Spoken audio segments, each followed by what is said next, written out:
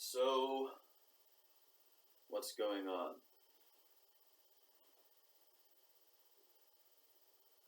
Well, let's just ramble about this idea and see where it takes us. There's this very important image of a series of nested orientations.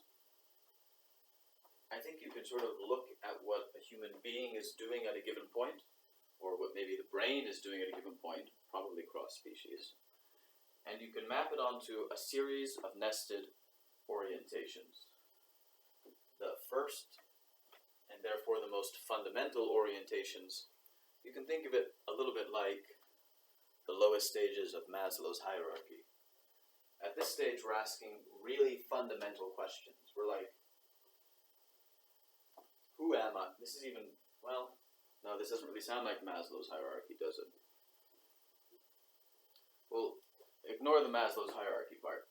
So the most fundamental layer of, one of the most fundamental layers of orientation is like, who am I? What is my place in this world? And we don't answer that question while also working on other questions like, what kind of job should I have? Or how else should I make a living? What word choice should I use in the next sentence? Which girl should I ask out on a date? No, we work on one of these things at a time. And all of the ones that I just mentioned are less fundamental. So you're a little bit going to feel uncertain until you resolve the fundamental layer of orientation. Who am I? What is my place in the world? And if you're engaging in those less fundamental pursuits, you will find that your lack of orientation on a deep level ends up impacting your ability to, and I guess I'll just say to succeed at whatever you aim at.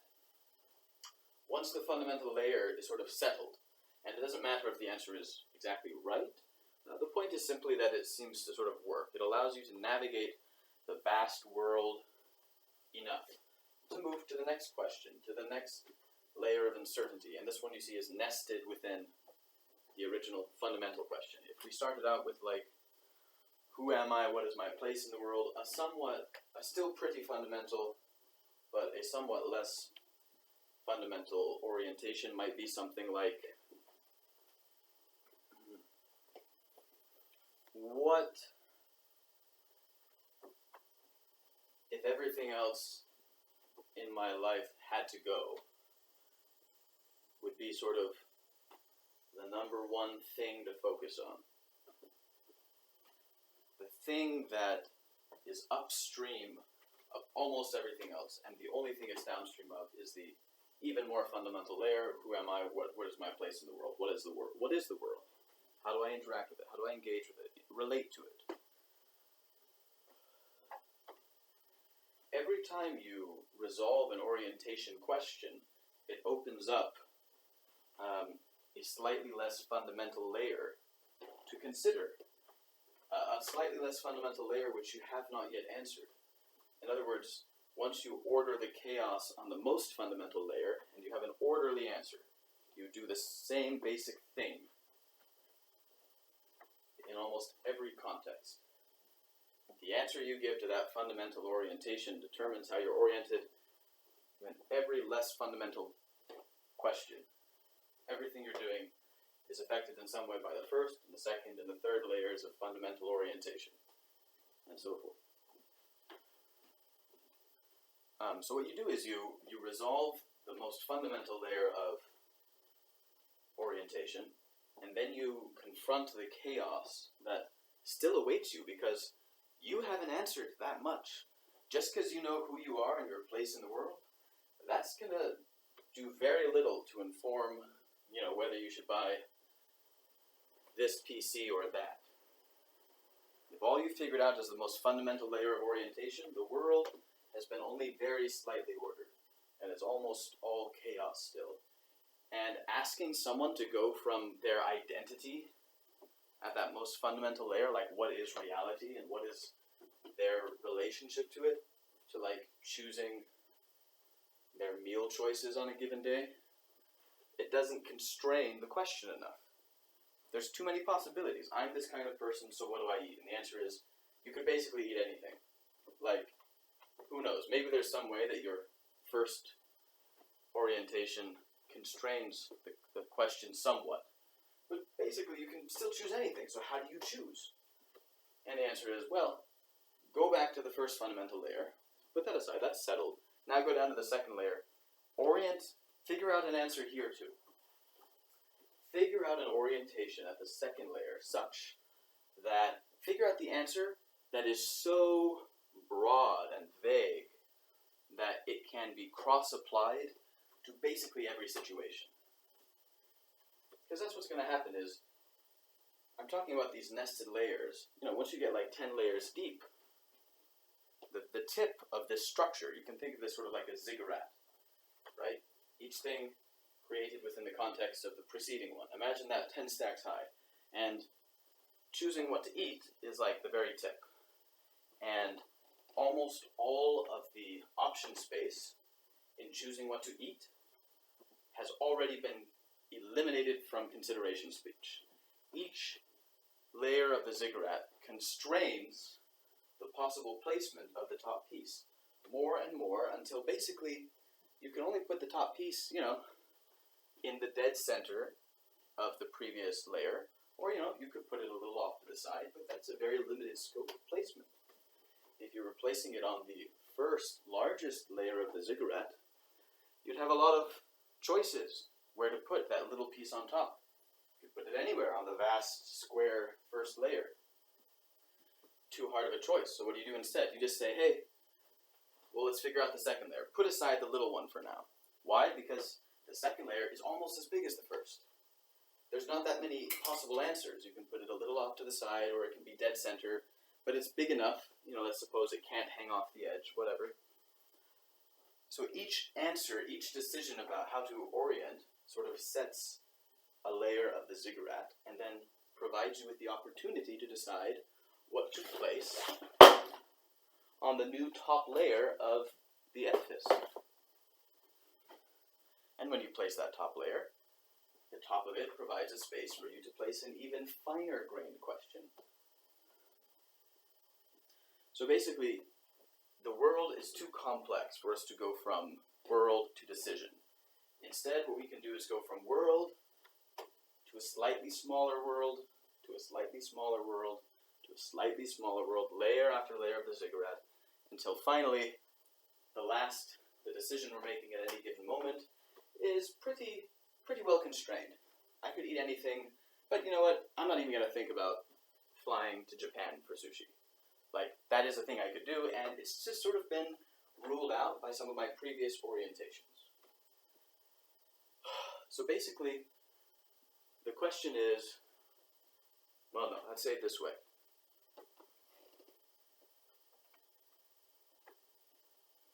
We're constantly trying to place the next layer on the available sort of canvas presented to us by the previous layer in the ziggurat, orientation.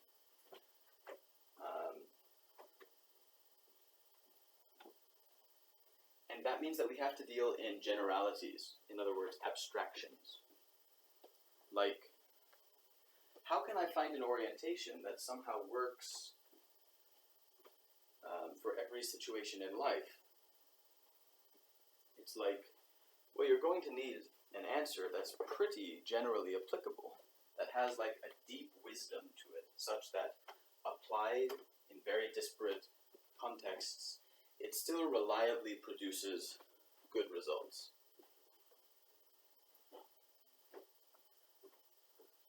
For example, maybe this is an example, Jordan Peterson has like his rules for life. Look at those rules and be like, look how they are sort of somewhat vague, right? Like one of them is like, tell the truth. You can see how this is quite a meaningful question to orient on once you've sort of established the more fundamental layers that mean that you can now sort of focus on the question of how to relate to truth.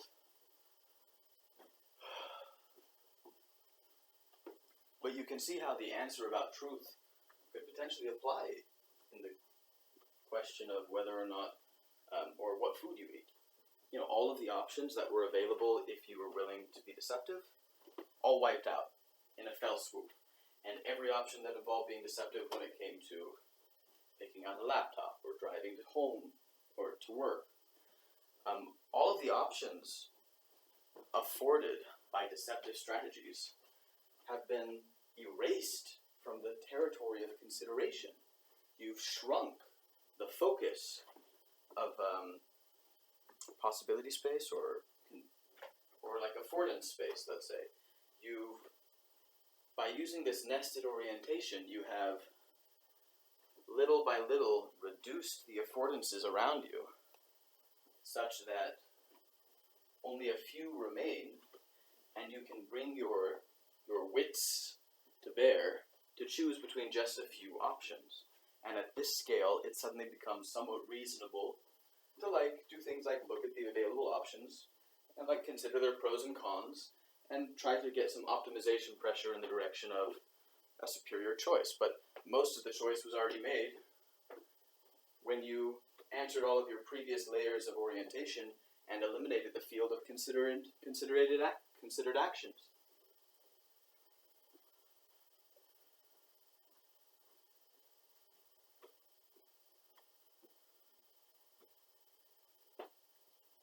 I was talking about this with a friend of Cat's, and one of the metaphors he used was a bow tie shape. He says that behind us there is the past, before us there is the future, and in the middle is a present moment, and that present moment gets cinched down to a tiny space, like a bow tie. With the idea being that, again, we don't have brains big enough to look across the vast world, notice all of the affordances available to us, and then choose between them by comparing each one's merits. It's too much. We have to somehow answer that question without answering that question. We have to somehow choose between the millions of affordances available to us without making millions of decisions. How do you do this? Well, the answer is you batch it. This is how the Chinese managed their COVID testing, right?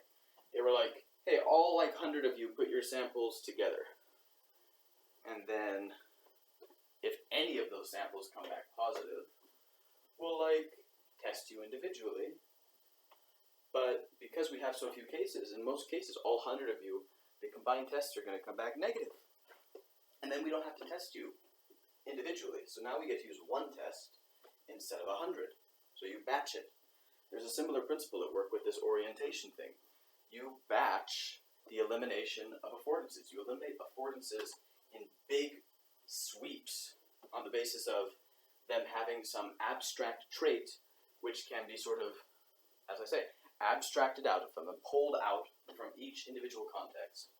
And it represents a regularity across many different contexts. And you can just say, I didn't pay attention to all the contexts in which this regularity manifested itself. That's too many. However, I can just look at the regularity itself, the abstraction. And that means I've compressed a huge section of the world into a single yes or no sort of an answer. Let's say. So, if I just say nope, no deception, I've just simplified my decision in every situation forever, unless, and here's the unless. This is an important part of the model. Well, unless I decide to go back and reconsider a more fundamental orientation, one of the lower, deeper levels of the ziggurat structure. I may find that basically what's happening is I've limited the space where I can place the top of the ziggurat, and it turned out that none of the available options were good. So then I throw off the top layer, and now we have the slightly larger new top layer, one level more fundamental. And of that one, no matter where I put it on the available canvas of space, available on the one level down lower layer of the ziggurat, well, then I'm going to throw out that too, and look at if I misplaced the lower level. You do this, and this is what it means to have a deep confusion, or a deep level of disorientation. You undo a lot of your work because it has failed you. Those choices didn't work. So you go back to a more fundamental layer. Maybe you reconsider that deception decision.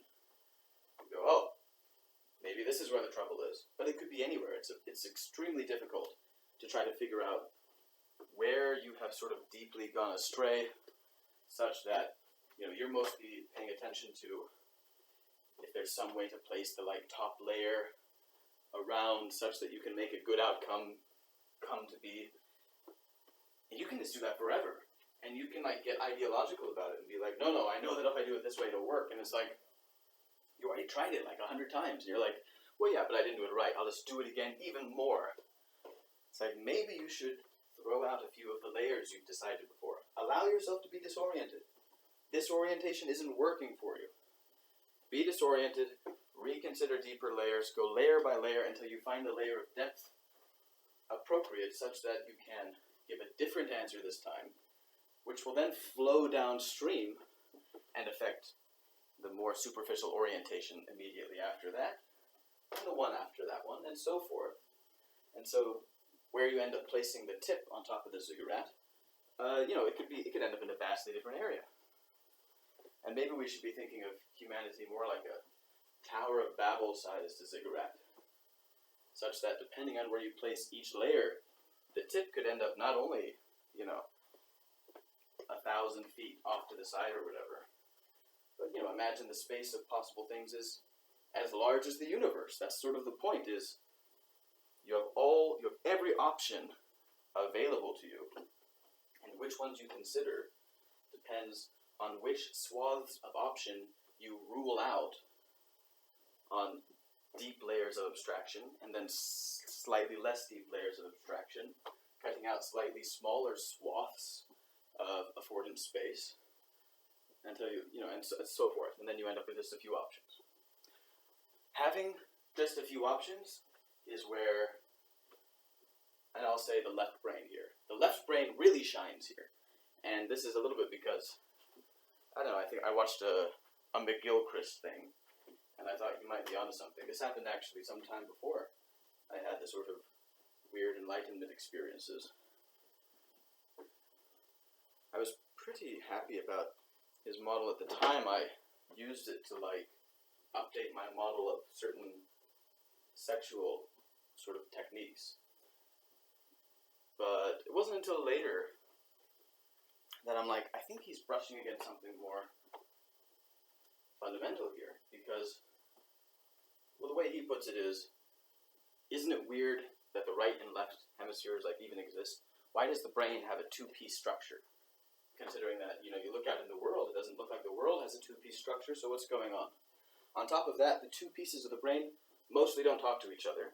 They have a single connection, the corpus callosum, and supposedly, I remember him saying this, supposedly the corpus callosum is mostly about inhibition. It's mostly about making sure that the ideas and structures on one side of the brain never make it over to the other side. Not unless they're really strong or otherwise sort of worth letting through for some reason. So the idea is we have this right hemisphere, left hemisphere, right brain, and the left brain is the one that we sort of understand. Well, that's the nature of the left brain, is it's the one you can understand. It's the one that's easier to explain. It's the one that can sort of see itself somewhat clearly. It's the one whose operations we can articulate and regularize. The left hemisphere seems to be used for grasping, for zooming in on a very specific question, and running the sort of standard, explicit, goal-oriented optimization processes that we're used to running on things. Check the pros and cons, etc. That's all left brain style stuff. Or systems that tell you how to make decisions. It's do this, do that, do that, do that, execute this recipe, and then voila. You have the result. There's a certain, well, maybe that's a left side recipe sort of shape. Maybe it's more universal. I'm not sure about that. But the point is, the left brain. Oh, and here's a comparison I thought the other day that seemed very striking to me. Think of the left brain as that tiny little bit of space at the center of your vision that's in HD and is like accurate and precise. We like actually see what the thing looks like with a fair amount of detail. And we don't realize our peripheral vision is not like this. We don't like notice it as much because the peripheral vision sort of like, the brain sort of makes up things about the peripheral vision that satisfy us and don't freak us out. But the truth is, we're not seeing most of the peripheral thing. It takes a huge amount of brain power just to get that level of fine processing on the tiny little space at the center of your vision. The thing that you like move around, you saccade with. Like clicking on things with the cursor of a mouse. I focus on a single thing at a time. And it's good at it. It's capable. It grips it. And then it manipulates it in some way that, leads to good outcomes. A lot of the folk understanding of Buddhism or enlightenment that I've heard about talks about not attaching. And that seems to me to be referring to this sort of mouse cursor clicking thing that the left brain does. How do you think? Well, we're going to answer that question in order of easiness to answer. The left brain is easier to articulate, so all of our advice about how to think has been mostly about left brain stuff. The right brain is more mysterious to us. We have less introspective access to it in lower precision, rather like peripheral vision. So it's a little bit like you look at an object and you're supposed to describe it, fine. But then while still looking at that same object, you're supposed to describe everything else in your peripheral vision. And now you're going to get a lot of that wrong. Why? Because the brain isn't that smart. It takes a lot of brain power even to get the answer right for the tiny space of HD that we have at the center of our vision. It would take a ridiculous sized brain to be able to provide that level of detailed processing of the entirety of our peripheral vision. So what's the peripheral vision for? Well, it seems like it's there to facilitate maybe the orienting reflex. This is another thing Peterson talks about. We a little bit project a model of the world onto reality and then sort of use our senses to check if our projection is accurate or not. And when the senses see something that doesn't match what we thought was there, that's an anomaly. And we sort of have this automatic reflex to orient toward the anomaly. Because our more fundamental layers of orientation are supposed to eliminate anomalies.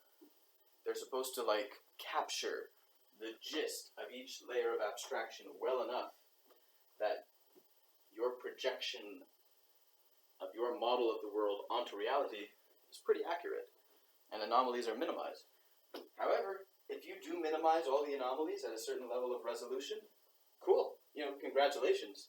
But now we're just going to zoom in and say, can you do it even more finely grained? Can you do it higher HD? Can we get stunning 8K resolution in here?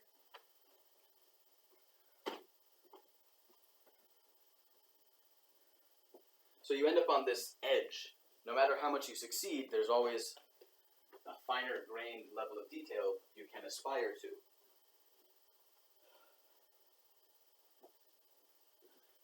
But to do that, you'd probably look at the thing and observe it and understand it and model it.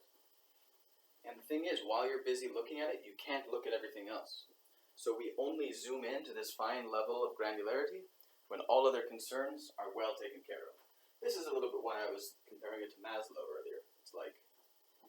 It's not in the order of Maslow's, but the point is there is this sort of nested thing where you access things toward the tip of the ziggurat only when the foundation of the ziggurat is stable.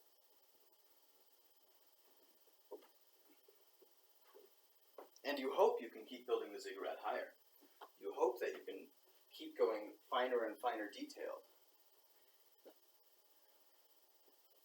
However, what we find is there's no one ziggurat shape that is sort of fit to every circumstance.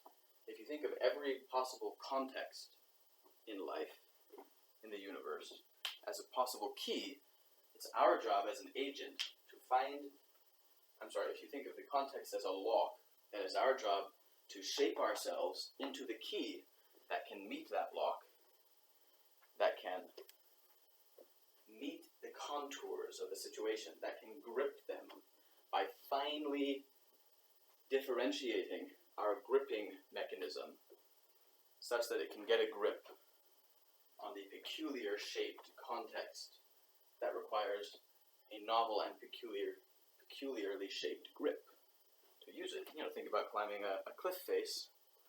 You put your hand on a handhold and it doesn't really fit right. You're not getting a grip, you're not getting purchase, you can't make progress.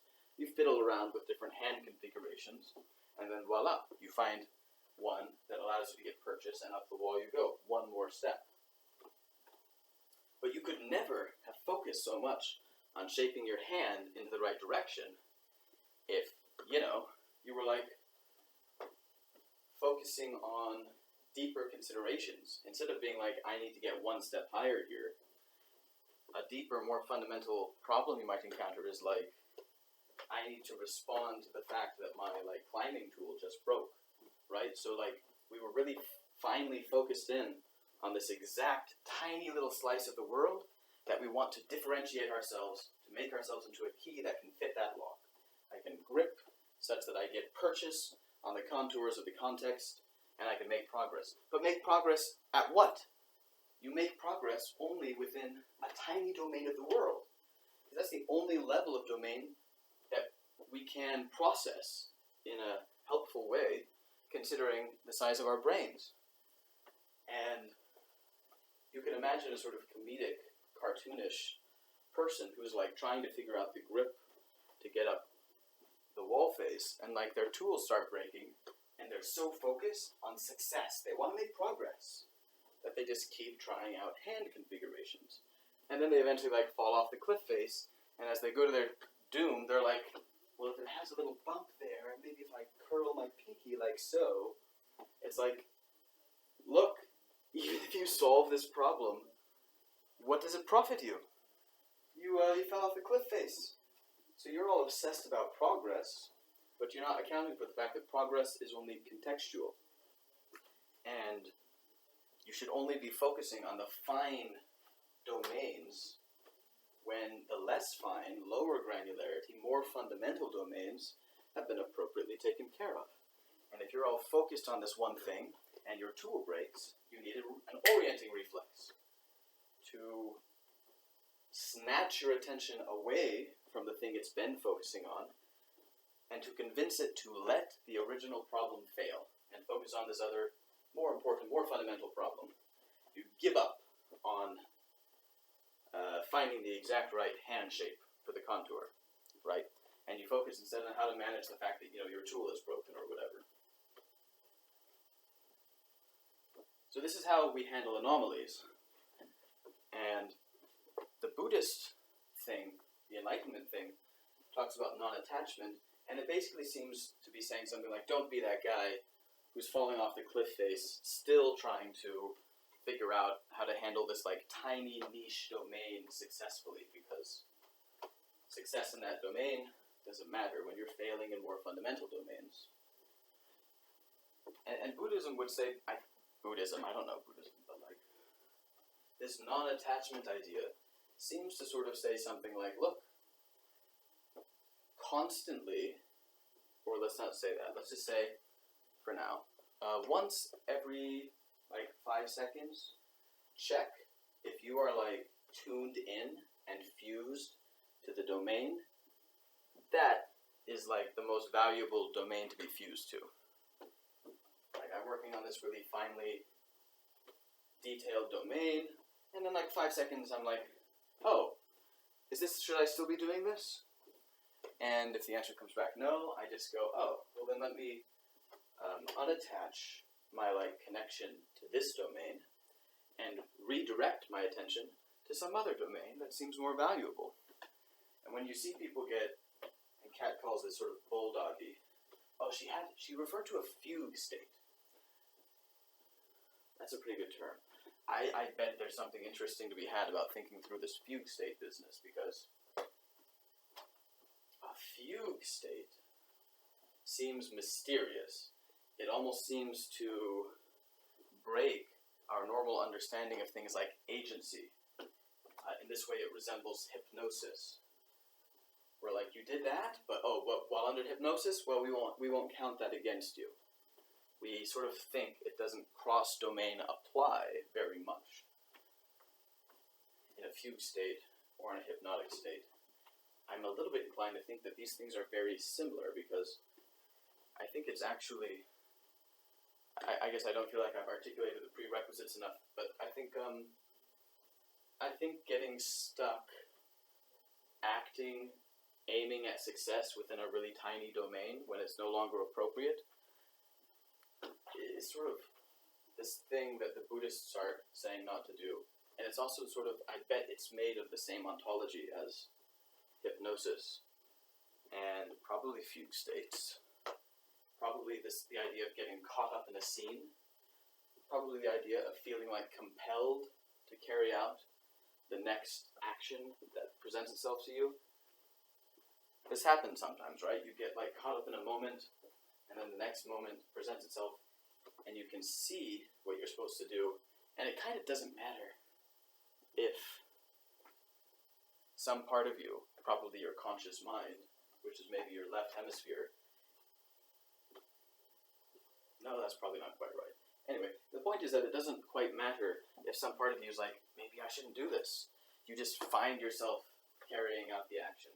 You speak the words without having decided to do so. You sort of go along with the momentum of the moment. I expect that that's something about fugue state. So basically the idea is, I mean, this sounds dead simple now. It's as simple as this. It's like, if you are fused to a really finely detailed domain, i.e. very far away from fundamental layers of consideration. If you're looking at a very tiny piece of reality, tiny as measured by like level of detail, a lot of people lose easy value. They just leave it sitting on the table because once they've started, they have this tendency to want to finish. They don't want to interrupt the momentum. And so they keep doing the thing they've decided to do past the point it's actually useful. And if they were re-deciding from scratch, they probably wouldn't choose to do it. But because they decided earlier to do it, they sort of seem to mix up the past and the present in such a way as to think of the decision as sort of having been made. That ship has sailed. It's like, well, no, we're making a decision every second on some level. And obviously, just because you decided something 5 seconds ago doesn't mean you can't change your mind right now. Of course, all of the success of the West sort of seems to have come from emphasizing a lot, like getting really precise about things and fusing to certain contexts and so when I talk, and not giving up and working hard, it's like I a little bit sound like I'm talking against these things, but what I really mean to do is point out the pros and cons of both strategies. If you are staying fused to a given subject, that is sometimes good, and it is sometimes bad. People often leave value on the table because they stay fused when they should reconsider and reorient and choose something else to fuse to. But there's also a lot of value lost because people do not stay fused when actually they should stay fused. They get distracted by something else because, it's one thing to be working on the very detailed problem of shaping my hand to a handhold, and then my tool breaks and it's important that I drop what I'm working on and look at the tool. But an alternative scenario that favors the Western approach more would be I'm working on a project and then my brain reminds me that candy bars exist. And it's do I unfuse and go get a candy bar because I've been reminded that there's a wider world out there? Or do I say, I'm pretty sure I should just stay fused here. I don't want to get distracted. Both strategies have advantages. And this is a little bit where I'm worried that my ignorance of yin and yang or something is tripping me up, because when I say I want to mix the East and the West, well, I just talked about a scenario. I say, well, sometimes you stay fused, sometimes you want to be ready to unfuse. I don't know. Is that just sort of what yin and yang is already saying? I know it definitely emphasizes being ready to unfuse, but maybe the other half of the yin-yang symbol is emphasizing the importance of sometimes fusing. Maybe so. But I also a little bit, and again, this is from like just the random exposure to the East that I've had as a normal citizen of the West. Maybe a little more. I've read here and there. I've been a fan of Bruce Lee for some time. Maybe yin and yang is already basically accounting for this, and I'm basically reinventing the Taoist wheel here. But I do a little bit have this folk sense of the East where they seem to undervalue the fusing. They seem to undervalue staying focused and not getting distracted. They seem to undervalue attachment. They seem to emphasize non-attachment much more than attachment. And they seem to do this partially because attachment facilitates suffering. I seem to remember this. I think the term is dukkha or something like that. All grasping is responsible for pain, and if you stop grasping, you stop having pain. I think my new interpretation of that, insofar as that's even like a real teaching of the real East, my new interpretation is something like, when you are like attuned to this finely differentiated problem, you're trying to shape yourself in a very fine-grained way as a key that will meet the lock that has been presented to you in the context before you. And attachment is to sort of like choose a specific domain and say, within this domain, success is this, failure is that, I'm going to aim at success. If there are obstacles in my way, I'm going to keep aiming at success. I can reconsider if I want to be aiming at X, but I'm going to keep giving the answer X sometimes because it still seems like a good idea as far as I can tell. And my failures, as I move toward X, may well be somewhat painful. In my mind, success is maybe, in this one respect, more fundamentally important than mild pain here. Like, I think the way this works is something like, I get really hungry, obviously I have this affordance to go get some food, I fuse to that affordance, and it's like, okay, now that you've fused toward it, happiness is to be had by perceiving yourself as moving progressively toward your chosen target. And suffering is to be had insofar as you fail to achieve your chosen ideal, your chosen target. And it's like, well, yeah, that could lead to some suffering. But, like, maybe it's just more important to achieve the task than to avoid the suffering that comes from dealing with obstacles to the domain. Now, I expect, based on what I know about talking about flow and adaptation, what the East would say is, if I want to go get the food across the room, I start walking toward it, some obstacle comes up, and they'd be like, oh, the bad Western way of responding is to be like, no, I really want that food, and I can't get it now, and this sucks, and I just want to try really hard. And they're like, no, what you should do is go with the flow. Like, you're in a new context now. You didn't know that obstacle was going to come up. That's an anomaly. Now reorient to the new context you're in. Your old solution, you had an old plan to achieve a goal in an old context. Don't cross-apply your old plan to the new context. The new context has idiosyncrasies that disqualify your old plan from now functioning. So update your plan. Go with the flow. And of course it seems correct to recommend reorienting to the new context, generating a new plan from scratch, making sure that it works. Sure. And at the same time, and I'm not sure I can articulate this yet, but it's something like, it seems to me that there may sometimes be moments where if you just keep clenching, you just succeed, and you pay a price in a certain amount of negative emotion, which can be very mild in some cases, like a tiny note of irritation. And then you pay that price, and then you succeed with the original plan anyway, despite the fact that the key was not quite fit for the lock anymore, but you could sort of force it. You don't need a perfect lock if you apply a little bit of extra force. And in my mind, this is what the East, I feel like the Eastern ideals sort of preach against force. But maybe I'm wrong. Maybe force is just part of the yin yang, right? Force and an opposite of force. Hard and soft. But it seems like they mean something else, because what I mean is check if your new plan, okay, so you're going to get the food, the obstacle arrives, an anomaly, you orient to the anomaly, you comprehend it, you throw out the old plan, you realize you're in a new context, and you orient to the new context, you try to understand it, you design a plan to navigate it successfully, and you execute it and you win. Or you iterate it if other obstacles come up.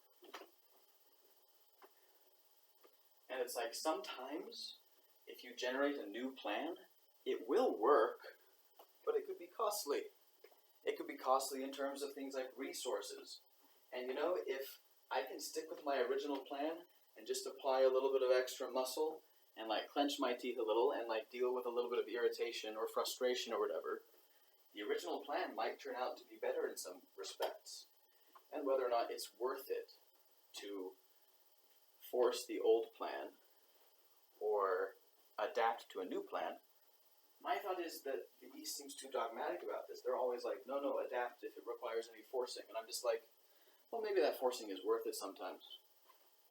And yes, it'll disturb your equanimity, but what? Are we so starved for equanimity? Sort of the whole point of becoming non-attached is it's kind of there whenever you want it.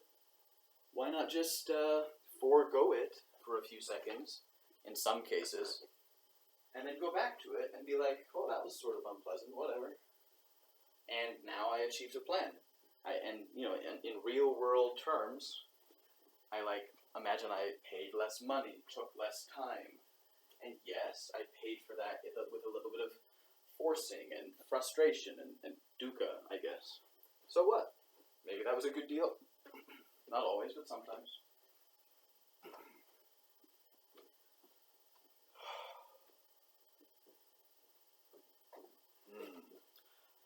I sort of intended to keep the videos one idea, and then if I wanted to move on to another, I'd start a second video. That's totally not happened. But I guess I'll stop this one here and try again next time.